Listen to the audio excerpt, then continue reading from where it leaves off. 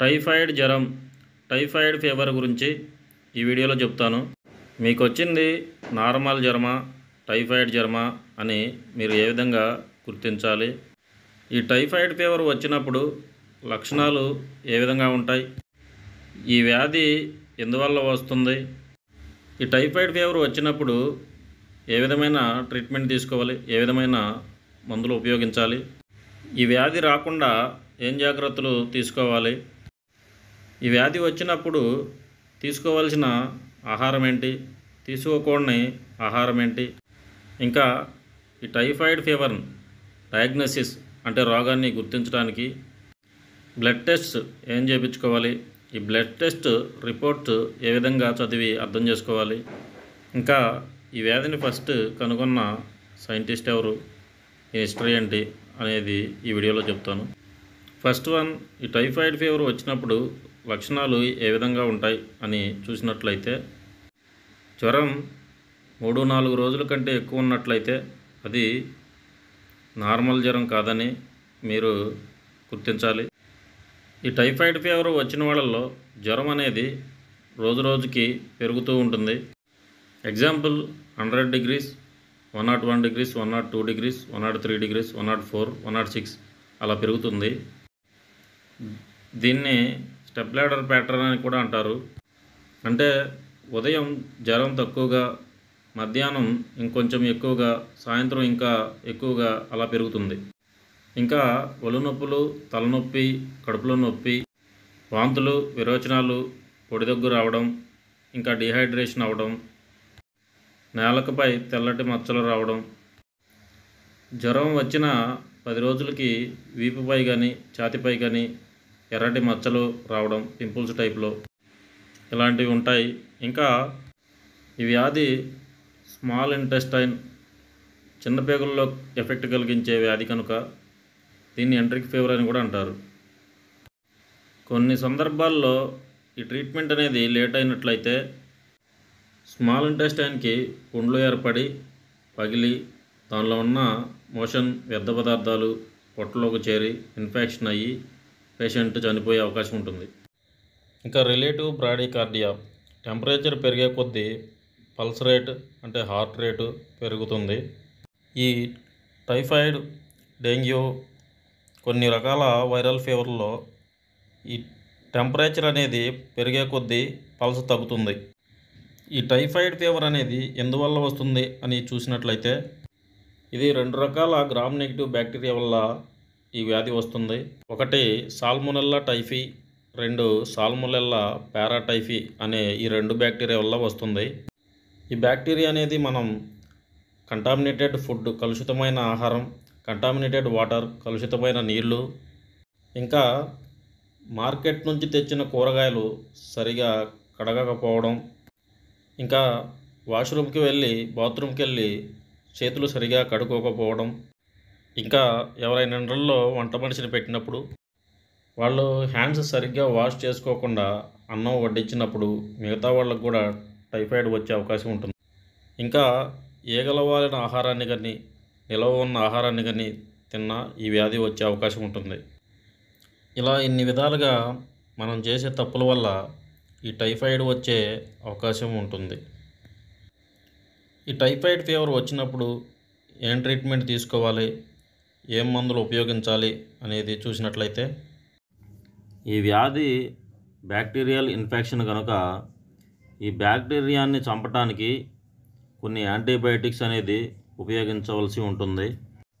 ఈ యాంటీబయాటిక్స్ ఈ వ్యాధి తీవ్రతను బట్టి ఎంత డోసు వాడాలి అనే దాని మీద ఆధారపడి ఉంటుంది.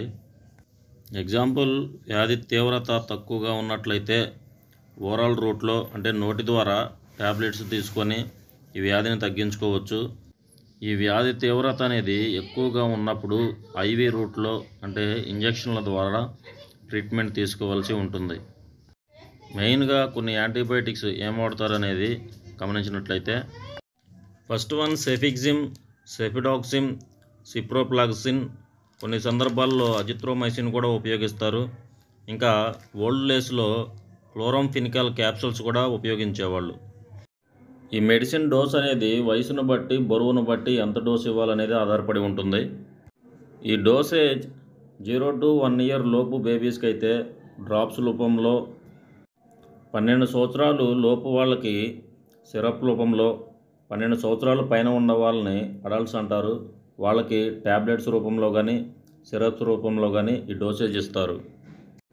అడల్ట్స్ 12 years పైన ఉన్న వాళ్ళకి మెడిసిన్ సెఫిక్సిమ్ కాంబినేషన్లో బ్రాండ్ కానీ చూసినట్లయితే టాక్సిమో 200 mg, ఇంకా సెఫిడాక్సిన్ మెడిసిన్ కాంబినేషన్లో మోనోసెఫ్ 200 mg అనే బ్రాండ్స్ రూపంలో దొరుకుతాయి. ఇవే బ్రాండ్స్ తీసుకోవాలనేం లేదు, మెడిసిన్ సేమ్ ఉండి బ్రాండ్స్ వేరే ఉన్నా కానీ మెడిసిన్ ఉంటే చాలు, వేరే బ్రాండ్ అయినా తీసుకొని వాడవచ్చు. ఈ ట్యాబ్లెట్స్ ఓరల్ రూట్లో తీసుకోవాలి, అంటే నోటి ద్వారా తీసుకోవాలి. ఇవి ఉదయం అన్నం తిన్న తర్వాత ఒక ట్యాబ్లెట్, సాయంత్రం అన్నం తిన్న తర్వాత ఒక ట్యాబ్లెట్ వేసుకోవాలి. ఇంకా ఈ ట్యాబ్లెట్స్ 100 mg, 50 mgలో ఉంటాయి. Example Taximo DT 100 mg. ఈ DT అంటే డిస్పర్సిబుల్ ట్యాబ్లెట్స్ అంటారు. ఇది వాటర్లో సాల్యుబుల్ అవుతుంది, అంటే వాటర్లో కరుగుతుంది. ట్యాబ్లెట్స్ వేసుకొని వాళ్ళు ఉంటే ఇది వాటర్లో వేసి సాల్యుబుల్ అయిన తర్వాత సిరప్ రూపంలో కూడా వాడవచ్చు. నెక్స్ట్ చైల్డ్ ఏజ్ వాళ్ళకి, అంటే 1 to 12 years బిలో ఉన్న వాళ్ళకి సిరప్ కాంబినేషన్లో ఈ మెడిసిన్స్ అనేది యూజ్ చేయాలి. ఎగ్జాంపుల్ సెఫిక్సిమ్ మెడిసిన్ కాంబినేషన్లో టాక్సిమో 50 mg, 100 mg సిరప్స్ ఉంటాయి. ఇంకా సెఫిడాక్సిమ్ కాంబినేషన్లో మోనోసెఫ్ 50 mg, 100 mg సిరప్స్ ఉంటాయి. ఇవి పౌడర్ ఫామ్లో బాటిల్ వస్తుంది, దీనికే డిస్టిల్డ్ వాటర్ కూడా ఇస్తారు. ఇవి రెండు మిక్స్ చేసి యూజ్ చేయాలి. ఈ డోసేజ్ ఉదయం తిన్న తర్వాత ఓరల్ రూట్లో 5 ml, సాయంత్రం అన్నం తిన్న తర్వాత ఓరల్ రూట్లో 5 ml యూజ్ చేయాలి. ఇవి ఓపెన్ చేసిన 5 రోజుల కంటే ఎక్కువ రోజులు అనేది ఉపయోగించకూడదు. నెక్స్ట్ 0 to 1 year లోపు బేబీస్కి సేమ్ సెఫిక్సిమ్ కాంబినేషన్లో టాక్సిమో డ్రాప్స్ ఉంటాయి. దీంట్లో 25 mg ఉంటుంది, అంటే 1 ml 25 mg సెఫిక్సిమ్ మందు అనేది ఉంటుంది. ఈ డ్రాప్స్ ఓరల్ రూట్లో నోటి ద్వారా ఫుడ్ కానీ మిల్క్ కానీ ఇచ్చిన తర్వాత ఉదయం 0.5 ml, సాయంత్రం 0.5 ml అనేది ఉపయోగించాలి. ఇంకా వ్యాధి తీవ్రత ఎక్కువగా ఉన్నట్లయితే 0.10 ml, అంటే 1 ml ఉదయం, 1 ml సాయంత్రం ఉపయోగించాలి. ఈ వ్యాధి తీవ్రత ఎక్కువగా ఉన్నట్లయితే IV రూట్లో ఇంజెక్షన్ రూపంలో ఇవ్వాలి. ఈ ఇంజెక్షన్ రూపం వల్ల వ్యాధి స్పీడ్గా తగ్గడానికి, స్పీడ్గా యాక్షన్ జరగడానికి యూజ్ అవుతుంది. Example injections Taxim 125 mg, 250 mg 1 gram, Monocef 250 mg, 500 mg 1 gram ఈ ఇంజెక్షన్ రూపంలో తీసుకోవాలి. వీటి డోసేజ్ వ్యాధి తీవ్రతను బట్టి 1 gram అడల్ట్ ఏజ్లో రోజుకి 1 ఇంజెక్షన్ 1 week దాకా తీసుకోవాలి. ఈ ట్రీట్మెంట్ అనేది కోర్సు లాగా తీసుకోవాలి. 7 నుంచి 14 రోజులు కోర్సులా ఉంటుంది. ఇవి కొన్ని రోజులు వాడి, ఒక 3 days అలా వాడి తగ్గిందని వదిలేస్తే మళ్ళీ వచ్చే అవకాశం ఉంటుంది.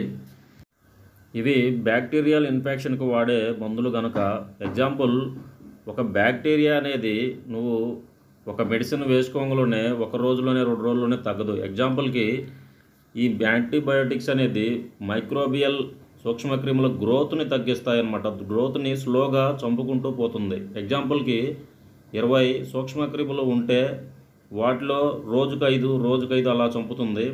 అలా నువ్వు ఒక 3 days వాడి చివరిలో మొత్తం చనిపోకుండా ఒక 5 కానీ 1 కానీ మిగిలిన మళ్ళీ అది మల్టిప్లికేషన్ జరిగి వాటి పిల్లల్ని పెంచుకొని మళ్ళీ ఈ బ్యాక్టీరియా అనేది పెరిగి మళ్ళీ రోగం వస్తుంది. అందువల్ల ఇవి కోర్సు రూపంలో ఈ వ్యాధిని తగ్గిందాకా ఉపయోగించాలి. ఇంకా ఈ మెడిసిన్స్ షెడ్యూల్ H1 డ్రగ్స్ కనుక డాక్టర్ సలహాతో ఉపయోగించాలి. మీకు డాక్టర్ అందుబాటులో లేనట్లయితే ఫార్మసిస్ట్ సలహాతో కానీ నర్సు సలహాతో కానీ ఈ మెడిసిన్స్ అనేది ఉపయోగించాలి. మీ సొంతగా అనేది ఇవి ఉపయోగించకూడదు. మెయిన్గా ఈ వ్యాధి తగ్గడానికి ఈ యాంటీబయాటిక్స్తో ఈ వ్యాధి అనేది తగ్గుతుంది. ఇంకా మీకు జ్వరం, కడుపులో నొప్పిగా ఉండడం, ఇంకా నీరసంగా ఉండడం, విరోచనాలు ఉండటం అలాంటి కండిషన్లో ఉన్నప్పుడు ఈ జ్వరానికి పారాసిటమాల్ మెడిసిన్స్ అడల్ట్స్లో డోలో 650 మార్నింగ్ ఉదయం ఒకటి సాయంత్రం ఒకటి వేసుకోవాలి. ఇంకా చైల్డ్లో పారాసెటమాల్ సిరప్ ఉంటుంది, ఉదయం 5 ml సాయంత్రం 5 ml వేసుకోవాలి. బేబీస్లో పారాసెటమాల్ డ్రాప్స్ ఉంటాయి. ఇంకా నీరసం తగ్గడానికి ఓఆర్ఎస్ ప్యాకెట్స్ కానీ ఇంకా IV ఫ్లూయిడ్స్ కానీ యూజ్ చేయాలి. ఇంకా ఈ వ్యాధి రాకుండా ముందు జాగ్రత్త కోసం వ్యాక్సిన్ కూడా తీసుకోవాలి. ఈ వ్యాక్సిన్ అనేది 6 months నుండి ఏ ఏజ్ వాళ్ళైనా తీసుకోవచ్చు. ఇది పెద్దలకైతే తొడ భాగానికి ఇంట్రాడెర్మల్గా ఇస్తారు. ఇంకా 1 year బిలో వాళ్ళకి హ్యాండ్కి ఇస్తారు 0.5 ml. ఈ వ్యాక్సిన్ 2 type ఉంటుంది. పాలీసాకరైడ్ వ్యాక్సిన్ TPT 0.5 ml తీసుకోవాలి. Next conjugated vaccine. ఈ పాలీసాకరైడ్ వ్యాక్సిన్ అనేది పాతది కనుక ఇది 2 yearsకి స్టార్ట్ చేసి 3 yearsకి ఒకసారి బూస్టింగ్ ఇస్తారు. నెక్స్ట్ కాంజుగేటెడ్ వ్యాక్సిన్ ఇది కొత్తగా వచ్చిన వ్యాక్సిన్ కనుక ఇది 1 time తీసుకుంటే సరిపోతుంది. ఇంకా 6 years పైన వాళ్ళకి ఈ వ్యాక్సిన్ అనేది ట్యాబ్లెట్ ఫామ్లో కూడా ఉంటుంది. ఓరల్ రూట్లో 4 doses తీసుకోవాలి. ఒకటి ఫస్ట్ డోసు, రెండోది 3rd day తీసుకోవాలి, మూడోది 5th day తీసుకోవాలి, నాలుగోది 7th day తీసుకోవాలి. ఇలా ట్యాబ్లెట్స్ రూపంలో కూడా ఈ వ్యాక్సిన్ ఉంటుంది. ఈ వ్యాక్సిన్ అనేది 50 to 80% ఈ వ్యాధి రాకుండా ఉండటానికి అవకాశం ఉంటుంది. ఇది టోటల్గా ఈ టైఫాయిడ్ జ్వరానికి వాడవలసిన ట్రీట్మెంట్. ఈ టైఫాయిడ్ జ్వరం వచ్చినప్పుడు ఏ విధమైన జాగ్రత్తలు తీసుకోవాలి, ఏ విధమైన ఆహారం తీసుకోవాలి, ఏ విధమైన ఆహారం తీసుకోకూడదు చూస్తే, ఈ టైఫాయిడ్ జ్వరం అనేది ఎక్కువగా వర్షాకాలంలో రైనీ సీజన్లో వస్తుంది. ఈ వ్యాధి అనేది మనకు రాకుండా కొన్ని జాగ్రత్తలు తీసుకోవాలి. అవి మనం త్రాగే వాటరు కాసి చల్లార్చి వడపోసిన నీళ్లు అనేది తాగాలి. ఇంకా మనం వాష్రూమ్కి కానీ బాత్రూమ్కి కానీ వెళ్ళి వచ్చినప్పుడు చేతులు అనేది క్లీన్గా వాష్ చేసుకోవాలి. మన చుట్టుప్రక్కల పరిసరాలు అనేది శుభ్రంగా ఉంచుకోవాలి. ఈ టైఫాయిడ్ వచ్చినప్పుడు ఎలాంటి ఫుడ్ తీసుకోవాలి అనేది చూసినట్లయితే ఫుడ్ అనేది స్పీడ్గా జీర్ణం అయ్యే ఫుడ్ తీసుకోవాలి. లో ఫైబర్ ఉండవి, కార్బోహైడ్రేట్స్ ఎక్కువగా ఉండేవి తీసుకోవాలి, ప్రోటీన్స్ ఎక్కువగా ఉండేవి తీసుకోవాలి. ఎగ్జాంపుల్ ఏంటంటే ఎగ్స్ కానీ, ఉప్మా కానీ, జామ్ కానీ, తేనె కానీ అలాంటివి. కూరగాయల్లో పాలకూర, వంకాయ, కాకరకాయ మెత్తగా ఉడికించి తీసుకోవాలి. ఇంకా ప్రోటీన్స్లో పాలు, పెరుగు. ఫ్రూట్స్లో ఎక్కువగా అరటి, ఇంకా పుచ్చకాయ, దానిమ్మ, ఈ ఫ్రూట్ జ్యూసెస్ అనేది ఎక్కువగా తీసుకోవాలి. ఇంకా కొబ్బరి నీళ్ళు, నిమ్మరసం కానీ, ఉసిరి రసం కానీ, తేనె వాటర్ కానీ ఎక్కువగా తీసుకుంటూ ఉండాలి. తినకూడని ఆహారం చూసినట్లయితే అరుగుదల అనేది సరిగా లేని ఫుడ్ అనేది తీసుకోకూడదు. అవి మసాలా ఫుడ్లు కానీ, పచ్చళ్ళు, వేపుళ్ళు, ఇంకా కూల్ డ్రింక్స్, నెయ్యి కానీ, ఐస్ క్రీమ్స్ కానీ, పచ్చి కూరగాయలు కానీ, మిల్క్ అనేది ఎక్కువగా తీసుకోకూడదు, తక్కువగా తీసుకోవాలి. నువ్వులు, వెల్లుల్లి, క్యాబేజీ, ముల్లంగి ఇలాంటివి తక్కువగా తీసుకుంటూ ఉండాలి. అరుగుదల అనేది జీర్ణం కానివి తక్కువగా తీసుకుంటూ ఉండాలి.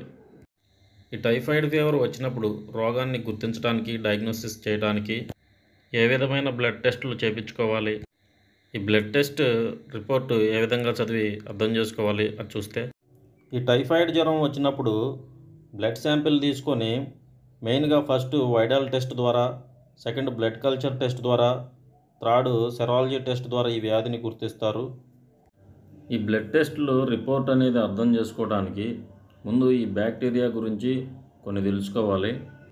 ఈ 2 బ్యాక్టీరియాలు, ఈ సాల్మొనెల్లా టైఫీ అండ్ సాల్మొనెల్లా పారాటైఫీ, వీటికి ఈ విషం అనేది వాటి ఫ్లాజెల్లర్, వాటి తోకల్లో ఈ విషం అనేది ఉంటుంది. వీటిని యాంటీజెన్ టైప్లో అర్థం చేసుకోవాలి. ఎగ్జాంపుల్ ఫస్ట్ వన్ సాల్మొనెల్లా టైఫీకి 2 యాంటీజెన్స్ ఉంటాయి. ఒకటి H యాంటీజెన్, రెండోది O యాంటీజెన్. నెక్స్ట్ రెండో బ్యాక్టీరియా సాల్మొనెల్లా పారాటైఫీకి 3 యాంటీజెన్స్ ఉంటాయి. ఒకటి O యాంటీజెన్, రెండోది AH యాంటీజెన్, 3 BH యాంటీజెన్. కామన్గా ఈ బ్యాక్టీరియా అనేది మన బాడీలో ఎంటర్ కాగానే మన బాడీకి ఒక రోగాన్ని ఎదిరించే శక్తి అనేది ఆల్రెడీ ఉంటుంది. కనుక ఈ రోగం కలిగించినప్పుడు దీన్ని యాంటీజెన్ అంటారు. వాటిని చంపడానికి మన బాడీ అనేది యాంటీబాడీస్ని రిలీజ్ చేస్తుంది.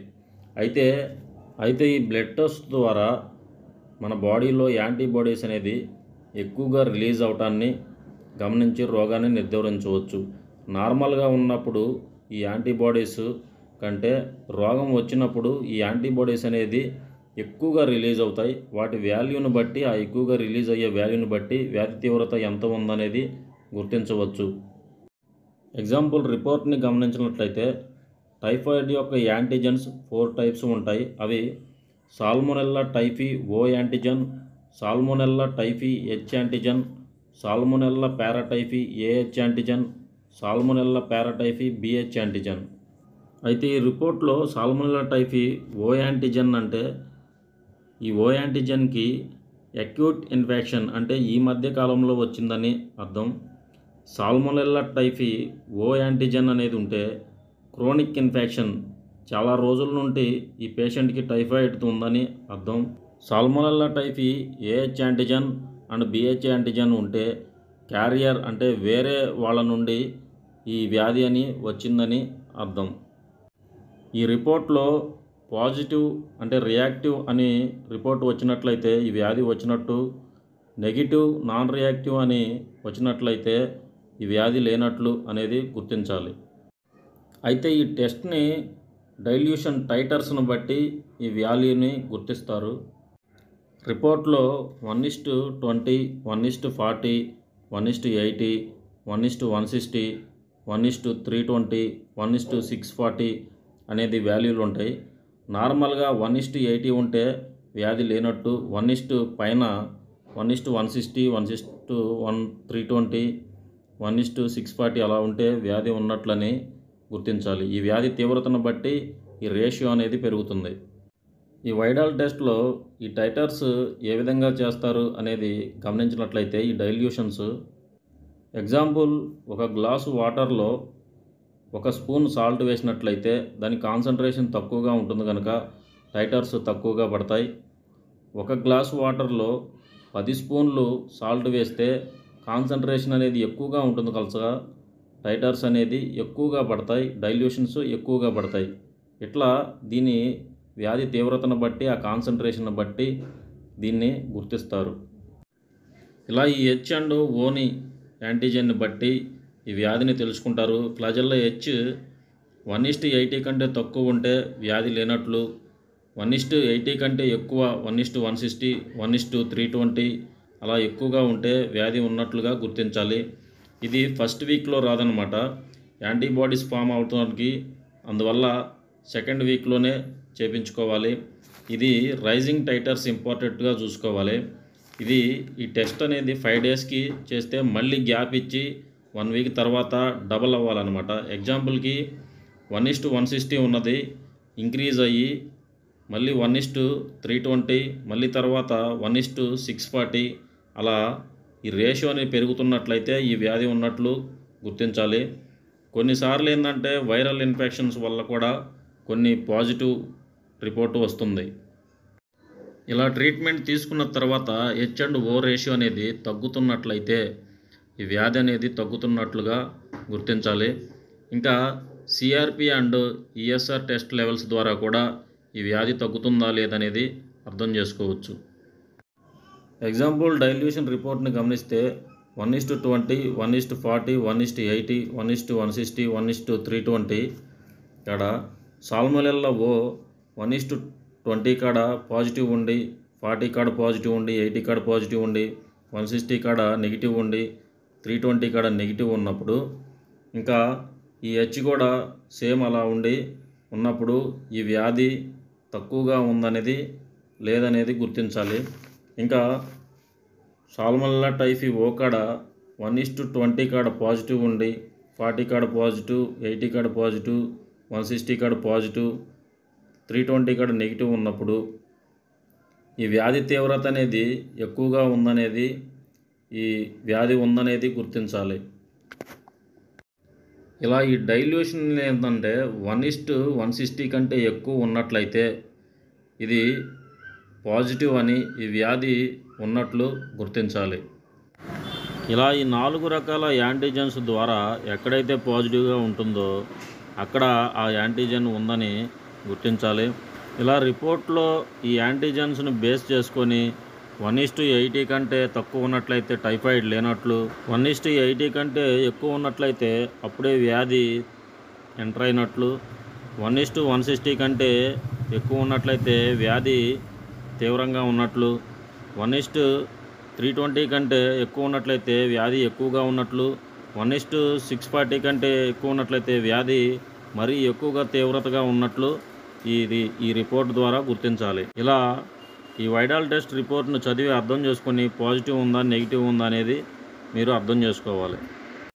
ఇంకా ఈ బ్లడ్ టెస్ట్ అనేది స్పీడ్గా తెలుసుకోవాలనుకుంటే ఫస్ట్ వీక్లోనే తెలుసుకోవాలనుకుంటే బ్లడ్ కల్చర్ టెస్ట్ చేయించుకోవాలి. ఈ బ్లడ్ శాంపిల్ తీసుకొని వాళ్ళు మైక్రోస్కోప్లో దీని గ్రోత్ అనేది ఎంత ఉందనేది చూస్తారు. ఇది 2 days టైం పడుతుంది. పాజిటివ్ వస్తే ఉన్నట్లు, నెగిటివ్ వస్తే లేనట్లు. Third test serology test. ఈ సెరాలజీ టెస్ట్లో ఐజీజీ అండ్ ఐజీఎంని ర్యాపిడ్ టెస్ట్ని ఉపయోగించి స్పీడ్గా తెలుసుకోవచ్చు. ఈ కిట్ యూజ్ చేసే విధానం చూసినట్లయితే మన బ్లడ్ శాంపిల్ అనేది 1 డ్రాపు వేసి నెక్స్ట్ 2 drops బఫర్ శాంపిల్ వేసినట్లయితే 15 to 30 minutesలో పాజిటివ్ ఆర్ నెగిటివ్ అనేది రిజల్ట్ వస్తుంది. ఈ టెస్ట్లో మెయిన్గా వైడల్ టెస్ట్ కానీ సెరాలజీ టెస్ట్ కానీ ఇవి వేరే కొన్ని ఇన్ఫెక్షన్లు ఉన్నా కానీ పాజిటివ్ వచ్చే ఛాన్స్ ఉంటుంది. అందువల్ల ఏంటంటే బ్లడ్ కల్చర్ టెస్ట్ అనేది ఇంపార్టెంట్గా ఖచ్చితంగా తెలుసుకోవాలనుకుంటే.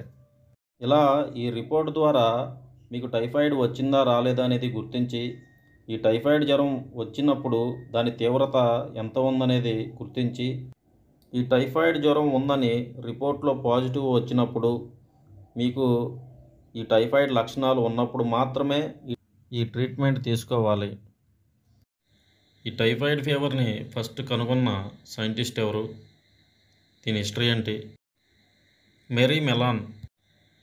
ఈ టైఫాయిడ్ ఫీవర్లో మేరీ మెలాన్ పాత్ర ఏంటి? ఈ మేరీ మెలాన్ని టైఫాయిడ్ మేరీగా ఎందుకు పిలువబడింది చూస్తే, ఫస్ట్ ఈ వ్యాధిని విలియం బర్డ్స్ ఆంగ్ల వైద్యుడు 1838లో టైఫాయిడ్ అనే విషం సోకిన వారికి విసర్జన వల్ల కలుషిత నీటిని త్రాగడం ద్వారా ఆరోగ్యవంతులకి ఈ వ్యాధి వస్తుంది అని గుర్తించి ఈ మలం వేరు చేయాలని చెప్పాడు. అయితే నెక్స్ట్ 1880లో కార్ల్ జోసెఫ్ ఎబెర్త్ ఈ వ్యాధికి బాసిల్లస్ అనే బ్యాక్టీరియా కారణం అని గుర్తించాడు.